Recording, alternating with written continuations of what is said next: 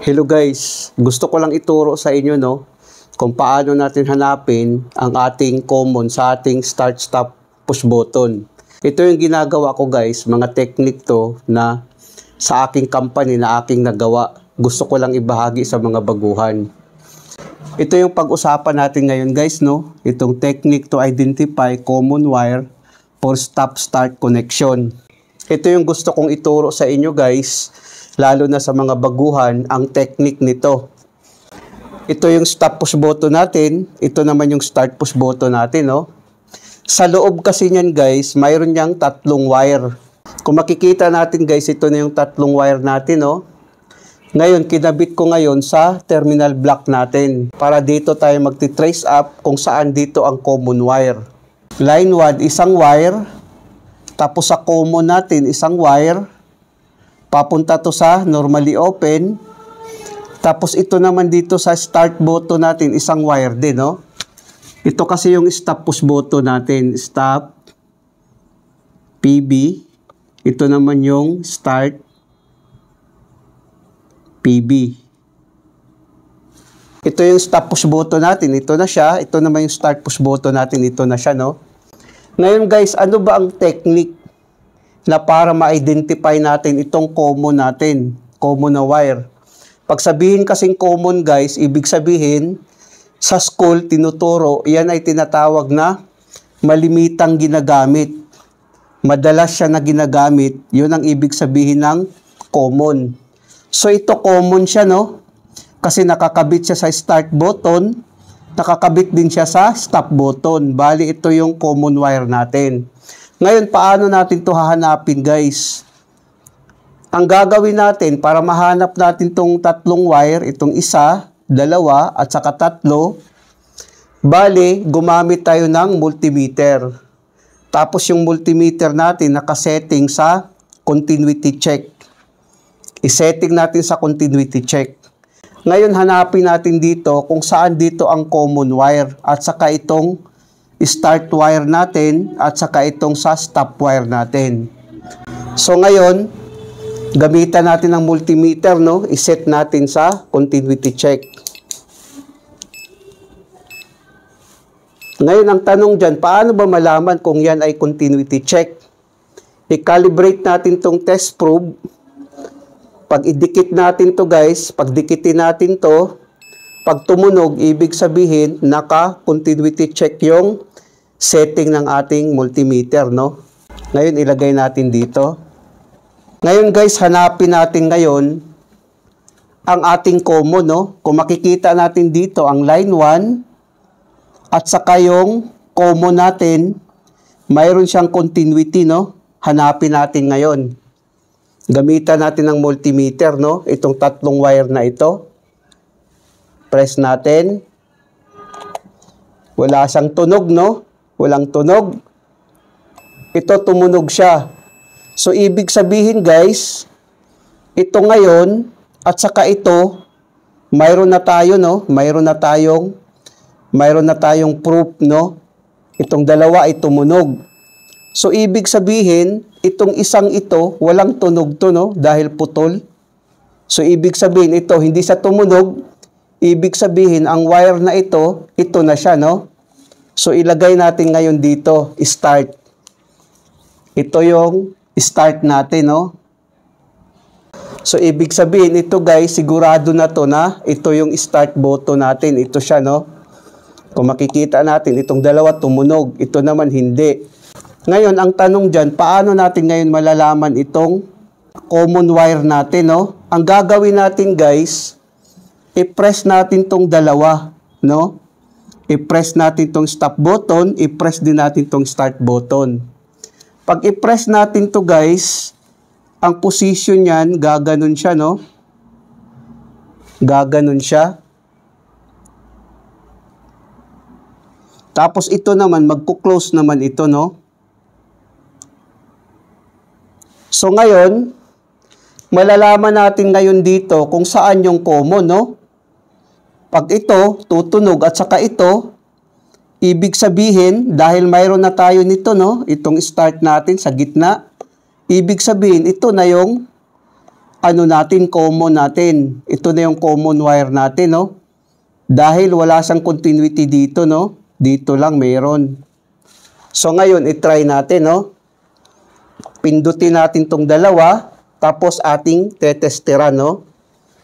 Pindutin natin. Saan ang tutunog dito? Kasi ito na yung sa start natin, no? Try natin to. Wala siyang tunog, no? Walang tunog. So ito naman, ayun, mayroon. So ibig sabihin, ito na yung common natin, no? Kasi tumunog tong dalawa, no? Tumunog tong dalawa. Lagyan natin to ngayon ng marking na common. Letter C. Ngayon, paano natin mapapatunayan na ito nga talaga ang common natin? Dapat may tunog ito, no? I-try natin. Pindutin natin tong dalawa. Yan, tumunog siya. Ibig sabihin, ito na yung common wire natin. Ito naman yung line 1 natin, no? Lagyan natin ng marking na. Ito na yung line 1 natin. Line 1. So, ibig sabihin, guys, ito yung common wire natin. Ito yung sa start. Ito siya. Ito naman yung line 1 natin. Ganun kadali at ganun kasimple, guys, pag mag-identify tayo ng 3 wire sa ating stop-start button. Kasi pag bitawan natin to, guys, magkuklose ang contact niyan. Gaganon siya. Tapos ito naman, pag bitawan naman natin to, babalik to sa normal position na naka-open. Naka-open na ganon. Tapos dito naman, nakalagay sa normally open din natin, no? Bali, ito siya yung number 14, number 30 natin. Tapos ito naman, papunta ngayon to dito sa M1. Ngayon, i-try natin ngayon, wawiringan natin, no? Para makikita din ng mga baguhan kung tama ba itong na-identify natin. Na ito yung common, ito yung sa start, ito naman yung sa line 1 natin, no? Try natin ngayon wawiringan. Ang unahin muna natin, guys, no? Itong line 1, no? Dito natin ikakabit.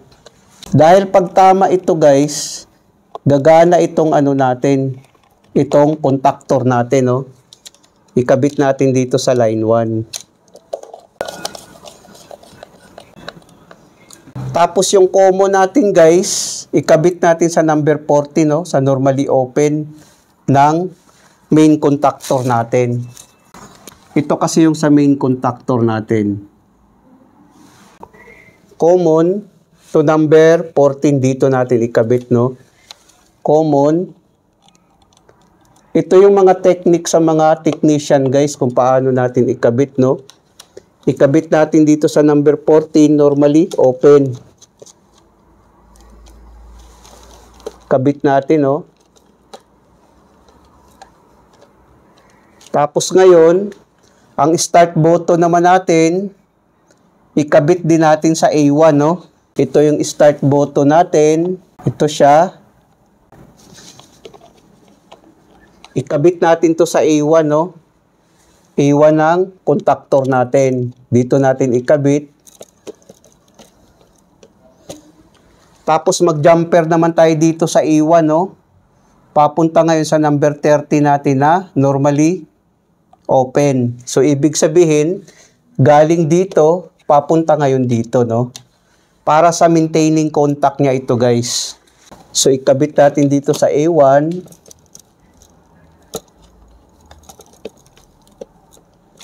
Tapos dito rin, no? Sa number 13.